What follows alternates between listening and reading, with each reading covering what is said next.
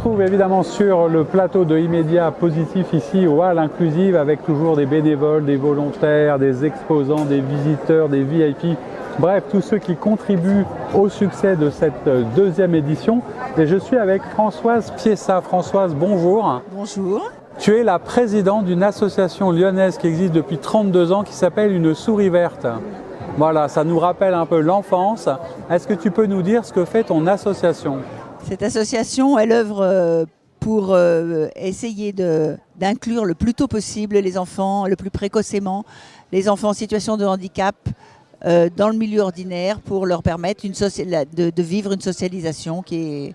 Alors concrètement, je crois que ça a commencé par des structures d'accueil, mais il y a plusieurs volets d'action de l'association. Quels sont-ils ? Alors l'association a d'abord commencé par créer une structure de petite enfance, une crèche qui accueille un tiers d'enfants en situation de handicap et 2 tiers d'enfants valides. Et nous avons de cette expérience souhaité que les parents puissent trouver au plus près de chez eux des structures qui puissent accueillir leurs enfants. Et donc on a créé un centre de formation qui forme France entière les professionnels de la petite enfance et du loisir, pour que les enfants puissent être accueillis en socialisation avec les autres enfants. Quelque chose qui fonctionne bien, parce que ça existe depuis 32 ans, c'est que c'est toujours nécessaire. C'est pas forcément évident, hein, l'accueil en milieu ordinaire, mais aujourd'hui ça s'est imposé quand même. Ça s'est imposé. Maintenant il y a des textes c'est maintenant dans le droit commun, et effectivement les enfants en situation de handicap ont leur place dans les structures petite enfance. Alors tu as un stand ici au Hall Inclusive. Pourquoi est-ce que tu as souhaité participer cette année et qu'est-ce que tu penses de cette manifestation ? Alors cette manifestation, elle est à la fois intéressante parce qu'on rencontre tous les acteurs du handicap, et nous on aime bien travailler avec l'ensemble des acteurs sur le terrain.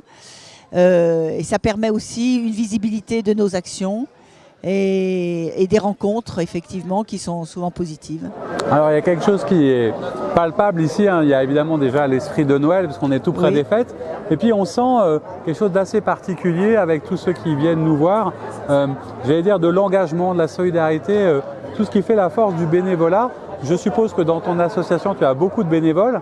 Qu'est-ce que ça veut dire pour toi le bénévolat ? Pourquoi est-ce que tu crois qu'il y a autant de gens qui ont envie de s'engager pour les autres ? Je pense que particulièrement actuellement, les gens ont besoin de sens dans leur vie, et on sent bien d'ailleurs chez les jeunes maintenant que les choix sont faits, que ce soit dans leur travail, dans leurs engagements, sur cet aspect-là, de participer au collectif, de penser aux gens qui sont isolés.